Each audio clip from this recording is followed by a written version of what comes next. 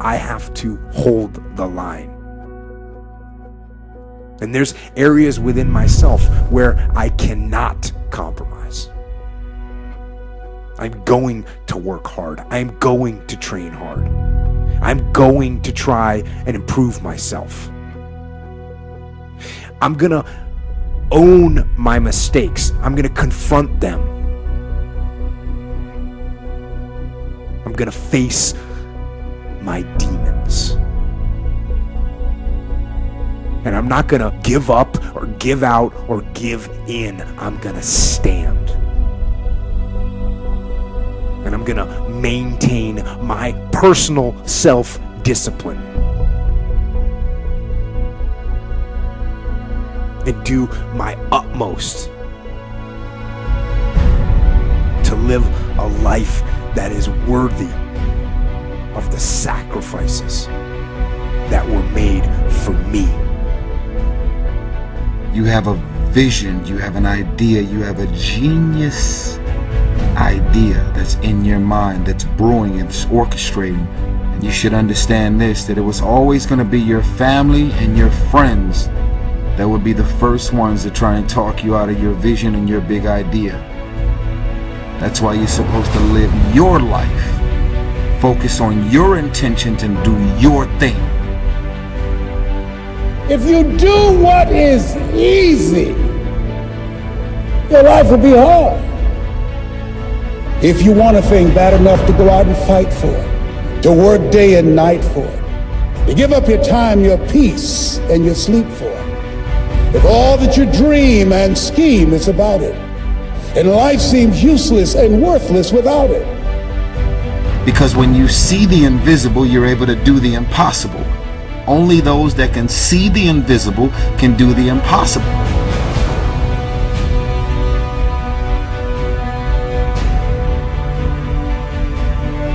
But if you want to begin to move into your own personal greatness, if you want to begin to really enjoy a happy, successful, healthy life, you've got to be willing to go against the tide. You've got to be willing to harness your will and say, in spite of this, I'm in control here. I'm not going to let this get me down. I'm not going to let this destroy me. I'm coming back, and I'll be stronger and better because of it. You have got to make a declaration that this is what you stand for. You're standing up for your dreams. You're standing up for peace of mind. You're standing up for health. You want it, and you're going to go all out to have it. It's not going to be easy. When you want to change, it's not easy. If it were in fact easy, everybody would do it. But if you're serious, you'll go all out. I'm going to turn this situation around. I'm not going to sit back and moan and cry over what happened and what went wrong and who did what. I'm going to do something about this situation. Expect things to get better for you. Whatever experience you're having right now, it has not come to stay. It has come to pass. Not to stay, just to pass. It's just going through. See, a lot of us, because of our limited vision of ourselves, a lot of us who begin to focus on problems and enable them to overwhelm us, we begin to think that we have no options. We begin to believe that there's no way out. This will not get me down. I'm unstoppable.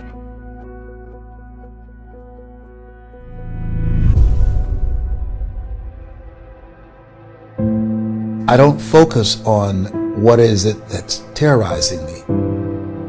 I focus on what is it I want to accomplish.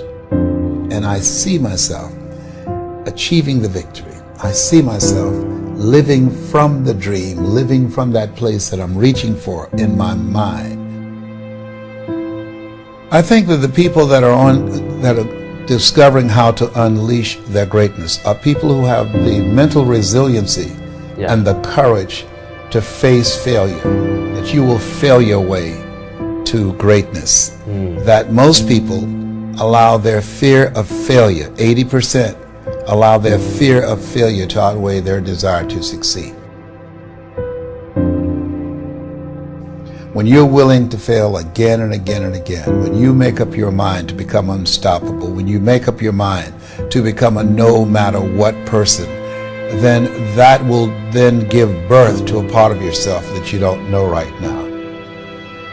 And maintaining a spirit of optimism and challenging yourself and learning from your mistakes.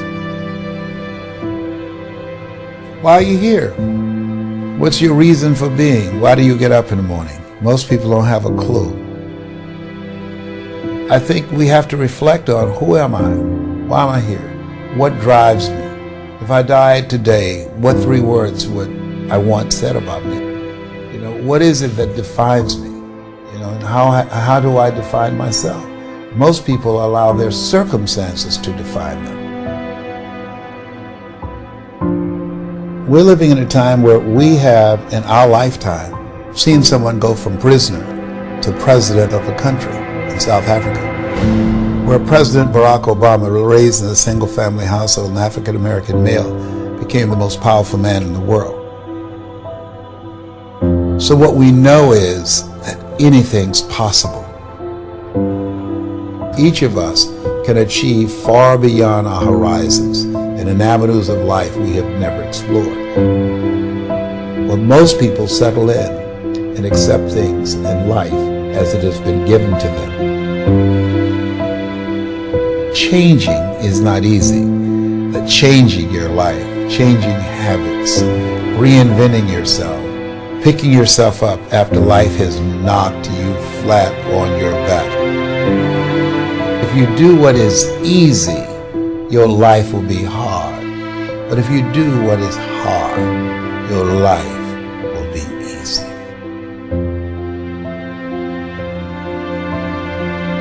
Life is a fight for territory. And once you stop fighting for what you you don't want will automatically take over. And so it's a fight, it's a challenge in life every day.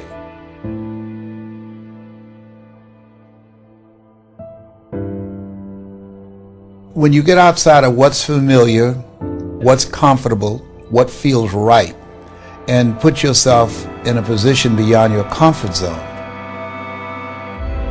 that will give birth to a part of yourself that you don't know right now. Because in order to do something you have never done, you've got to become someone you've never been. We all have greatness within us. But greatness is not our destiny. It is a choice that we have to make consciously to put ourselves outside of our comfort zones. In order to do something you have never done, you've got to become someone you've never been. We all have greatness within us. But greatness is not our destiny. It is a choice that we have to make consciously to put ourselves outside of our comfort zones, to stretch and to develop ourselves and have in our environment people we can learn from and grow from that will hold us to a higher standard and that will always challenge us to go higher. Most people suffer from arrested development. They stop developing themselves, they stop growing, they stop reaching, and they literally settle in and accept life as it comes at them. Einstein said the imagination is the preview of what's to come. And so we can bypass the things that will cause us to be afraid by looking at and being focused singly on the things that we're going for.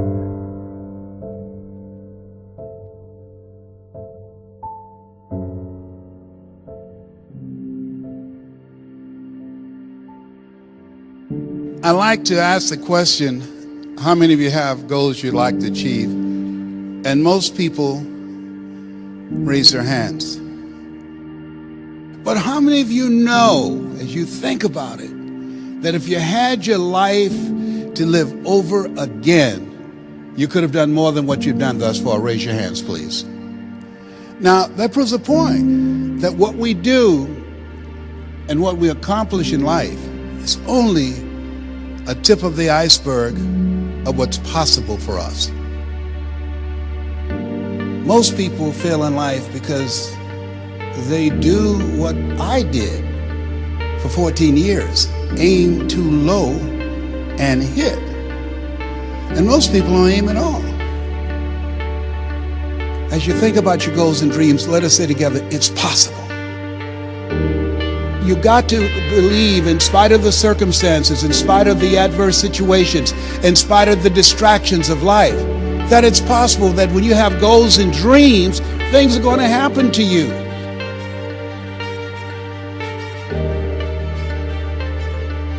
What does discipline really mean? Discipline is the root of all good qualities, but you have to absolutely apply it to things outside of just waking up early. It's everything. It's working out every day, making yourself stronger and faster and more flexible and healthier. Discipline is eating the right foods to fuel your system.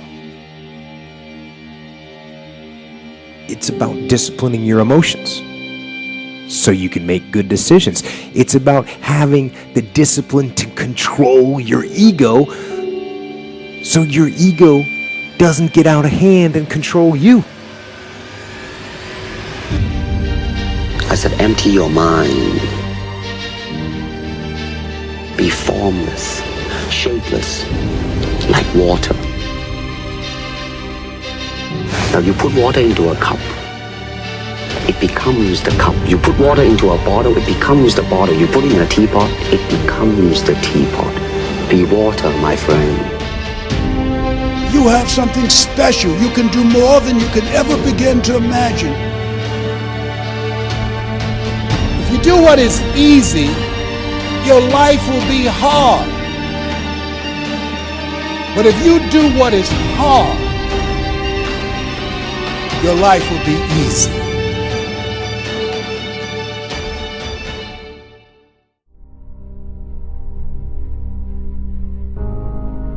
You got to be hungry. People that are hungry are willing to do the things today others won't do in order to have the things tomorrow others won't have. People that are hungry do what they know, not what they feel. People that are hungry believe, always strive to get on top in life because it's the bottom that's overcrowded. People that are hungry believe, zero excuses. People that are hungry are relentless. They're unstoppable. They practice the 3-yard rule. They talk to anybody that's within 3 feet of them.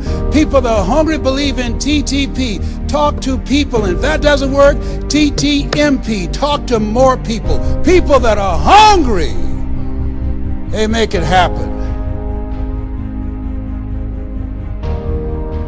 It's about treating people the way you would want to be treated. And doing the tasks that you don't necessarily want to do, but that you know will help you or help your team. It's about facing your fears. It takes discipline to face your fears so you can conquer them. And that's what discipline is. Discipline means taking the hard road, the uphill road, to do what's right for yourself and for other people. It's so often the easy path. The easy path that calls to us to be weak for that moment, to break down for that moment, to give in to the desire and the short-term gratification. But the discipline will not allow that. The discipline calls for strength and fortitude and will. It won't accept weakness. It won't tolerate another breakdown. The discipline can seem like it's your worst enemy. But the reality is, discipline is your best friend. It will take care of you like nothing else can. And will put you on that path. The path to strength and health and intelligence and happiness. I'm gonna show you how great I am. People that are hungry are willing to do the things that others won't do. Let me tell you something you already know. The world ain't all sunshine and rainbows. It's a very mean and nasty place, and I don't care how tough you are, it will beat you to your knees and keep you there permanently if you let it. You, me, or nobody is gonna hit as hard as life. But it ain't about how hard you hit. It's about how hard you can get hit and keep moving forward. How much you can take and keep moving forward. That's how winning is done. Now, if you know what you're worth, now go out and get what you're worth. But you gotta be willing to take the hits and not pointing fingers saying you ain't where you want to be because of him or her or anybody. Cowards do that, and that ain't you. You're better than that. There's so much knowledge out there, so much information, so many ways to get better. And we make so many mistakes. We're the product of our mistakes. And oftentimes the lesson is sitting there right in front of our face. It's there to be learned, but we miss it, or we don't pay attention to it, or we think we know better until it punches us in the face. And the most important thing to learn is that we have so much to learn. We all do. And we can learn from school and from people and from experience, and we learn from life. But you have to process the information. You have to absorb it. You have to accept it. You have to open your mind. You gotta free your mind so that you can learn and make real progress.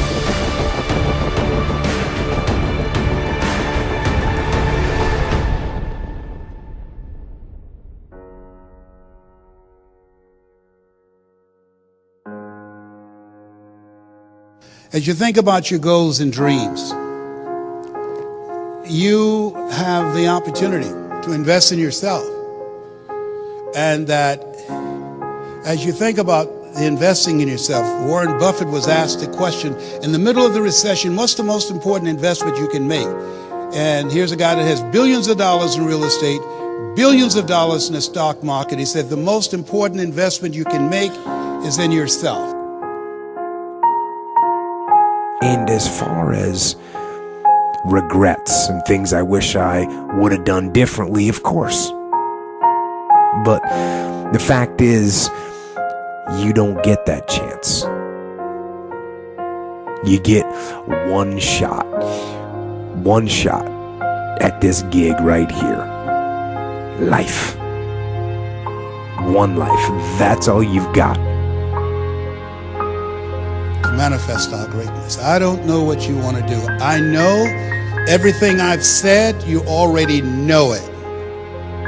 It's already a part of you. I haven't said anything that you don't know. It's common sense, but not common practice. So I'd like to leave this with you. I dedicate this to you, to your finishing strong, to your dream, and to the next greatest version of yourself. And it says simply this: if you want a thing bad enough, to go out and fight for it, to work day and night for it, to give up your time, your peace, and sleep for it. If all that you dream and scheme is about it, and life seems useless and worthless without it, and if you gladly sweat for it and fret for it and plan for it and lose all your terror of the opposition for it, and if you simply go after that thing that you want with all of your capacity, strength and sagacity, faith, hope and confidence, and stern pertinacity, if neither cold poverty, famish or gulf, sickness or pain of body and brain can keep you away from the thing that you want, dogged and grim you besiege and beset it, with the help of God you'll get it. You have something special. You have greatness in you.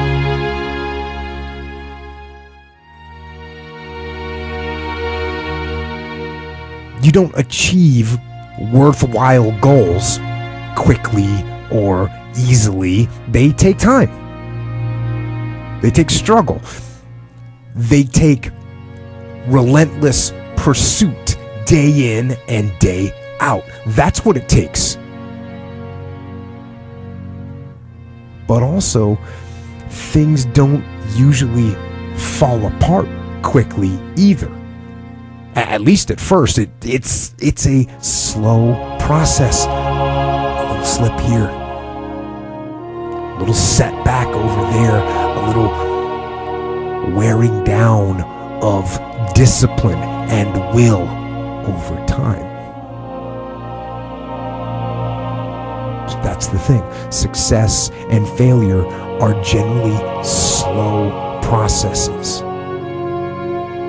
Either slowly building things up or gradually tearing them down.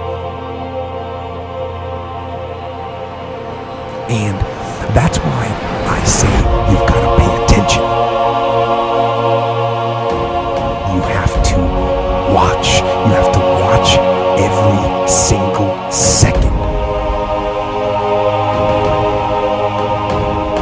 Because those seconds, they turn into minutes. And minutes turn into hours, and hours turn into days, and days turn into years.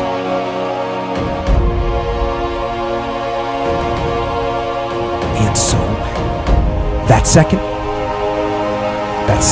that just went by, that counted. And so did that second. And so did that one. And in those precious seconds, you were either building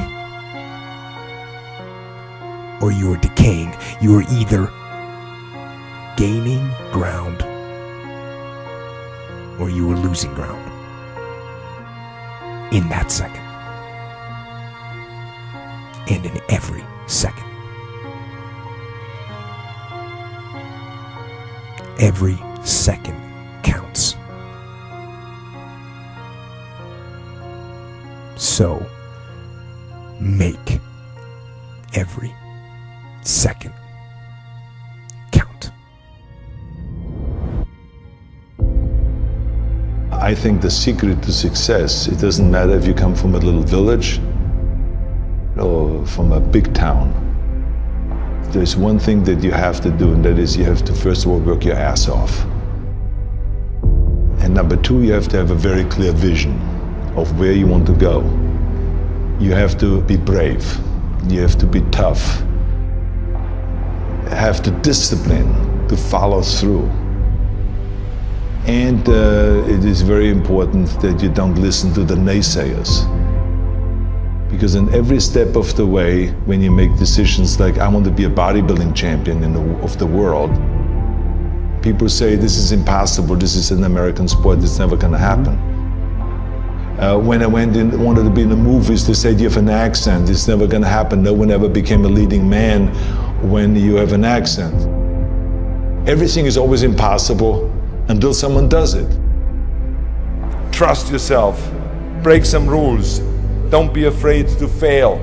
Ignore the naysayers and stay hungry. Let me tell you, I've made a fortune in several careers, and I've been very successful in several careers by ignoring the naysayers and believing in myself. Imagine you're 15 years old and you're in Austria and you say to the people, I want to be the bodybuilding champion of the world. Of course they come to you and say, but wait a minute, this is not an Austrian sport. Bodybuilding, that's an American sport. But you know something, I had it very clear in my vision and I knew exactly what I wanted to do. I wanted to be a bodybuilding champion. And I started training 1 hour a day, 2 hours a day, 3 hours a day. By the time I was in military service, with the age of 18, I trained 4 or 5 hours a day. And I became the youngest Mr. Universe ever. The youngest world championship at the age of 20. So much for it can't be done. And right after that, because like I said, you have to be hungry, I went after my next goal, which was to come to America. I came over here with empty pockets, but full of dreams, full of desire. I knew that this was where I could continue my bodybuilding career and start acting also, go into the acting profession. So I immigrated here and I kept training and training hours every day, 5 hours, 6 hours a day. And won one world championship after the other. By the time I was finished with bodybuilding, I won 13 world championship titles, more than anyone. And then again, I was hungry to move on, because you can't do bodybuilding for the rest of your life. I wanted to move on, and I knew it was acting that I wanted to get into. But again, I faced the same obstacles where people said it can't be done. When I talked to agents, they said to me, you cannot become just an actor and walk into movies. I say, I just don't want to become an actor. I want to be a leading man. They say, well, forget about that. And they laughed. I mean, with your accent, no one has become a leading man with your accent. And with your body, look at all those bumps sticking out. This overdeveloped body they were in 20 years ago when they did Hercules movies, but now it's Dustin Hoffman, it's Al Pacino, it's Woody Allen. Those are the new sex symbols. Don't you understand it? Look at you. Forget it, it will never happen. And with your name, Schwarzen Schnitzel, or whatever your name is, I can see that already up there on the billboards. That isn't gonna sell any tickets. But you know something? I didn't listen to them. I started working very hard, just like in bodybuilding. 5-6 hours a day. I went to acting classes, speech classes, dialogue classes, accent removal classes. Everything that you can think of, I did. And slowly everything started happening. All of those liabilities that they talked about started turning into assets. When I did Conan the Barbarian, the director came to me and he said, if we wouldn't have you, we would have had to build one. And on Terminator, the director said, I couldn't imagine to have anyone play Terminator that wouldn't have an accent and that wouldn't have your body. I cannot imagine the line, I'll be back, with a normal American accent. It works so perfectly that you have this German accent. So all of those things that they say the liabilities became an asset. As the moment went on, it grew and grew, and I went from one movie to the next, started making more and more money, and then I ended up being the highest paid actor with $30 million on Terminator 3. That just shows you again so much for it can't be done. This is why I try to tell you, anything and everything can be done if you can visualize it and if you believe in yourself. Never give up and never be afraid of failure, because otherwise you box yourself in and you limit yourself. I was never afraid to fail when I ran for governor. I was never afraid to fail to tackle anything, because you should not be afraid of failure. That's just part of life. Work your ass off. There is no magic pill. There is no magic out there. I'm a big believer in there is no such thing as a self-made man. Because so many times people say that you're a self-made man, you're the perfect example of the American dream and this and that. And these are all great compliments, but the reality is, as I always say, that you can call me anything you want. You can call me Arnie, Schwarzi, Governator, Schnitzel, whatever you want to call, but don't ever call me self-made man. Because I would not be here if I wouldn't have had parents that were dedicated and gave us the love and the affection and the discipline and all of the stuff right from the beginning. I wouldn't be here if I wouldn't have had the help from so many bodybuilders in Graz that helped me. Then all the way to Munich, Albert Busek, then Joe Weider that brought me to America. He brought me to America and he gave me the confidence. He paid for the first apartment in Santa Monica. Without that, I wouldn't have made it. So how can I say that I'm a self-made man? Including when I was governor, I had 5 million people voting for me. Every one of those people that voted for me helped me to become governor. How can I say that I made myself, right? So this would be nonsense, ludicrous. So this is why I say those are the things that I think were important for me to be successful. And like I said, it doesn't matter then from what village you come from anyway. You have to recognize that, and those are kind of the elements that make one successful. Right away from bodybuilding on, when I worked out, I didn't just lift for myself. I wanted to lift the entire sport. I always was interested to work towards something that is bigger than me, something that is going to be around much longer than me. I'm going to be gone one day, but bodybuilding should not be gone.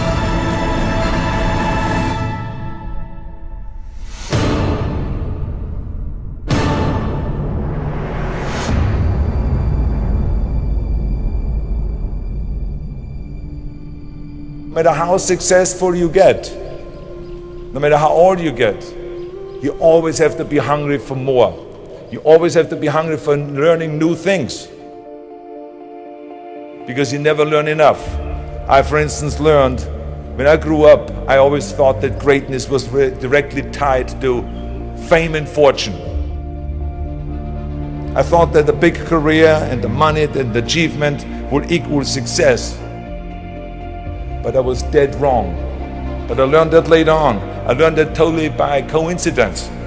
When the University of Wisconsin did a research program on what effect weight training would have for Special Olympians, for intellectually challenged people, they called me. They said, Arnold, you're the expert in this subject. We want you to come up to the university and to help us with our program, to help us with our Special Olympians. And I flew up to the University of Wisconsin and I helped. And there were these kids. The first exercise we decided to do was bench press, and they were all standing in line. The first kid laid down on a bench. I put a 40-pound barbell over his chest and he did a simple exercise of bench press. He did 10 reps. Then he got up, and then the next one laid down. I put the barbell over his chest, and then that kid started breathing really heavy, and all of a sudden he started screaming really loud. And he jumped up, I pulled the bar back, and he started shaking. I realized that he was scared of the weight. So I calmed him down. I said, "It's okay. Just watch your friends do the bench press, and maybe you want to try it again." And the friends came through and they did all their bench press, and everyone did great performance. And then all of a sudden he stood in line on the end and tried again. He laid down. This time I gave him the empty bar, just the 20 pounds. And he did 10 reps. And then I said, "You want to have more plates on it? More weight?" He said, "Yes." So I put 2 more plates on it. Now it was back to the 40 pounds that he had earlier. And he did 10 more reps. Then he said, "More." Then I put 2 more plates on it. Now it was 60 pounds. He did another 10 reps. And he said, "More." He did then 80 pounds. Then I lifted the weight off and he jumped up, high-fived everyone, and he was so excited. And it was a real eye-opener for me, because when I saw that kid going from terror to self-confidence in that short period of time. So I want you to remember, have a vision, think big, ignore the naysayers, work your ass off, and give back and change the world. Because if not us, who? If not now, when?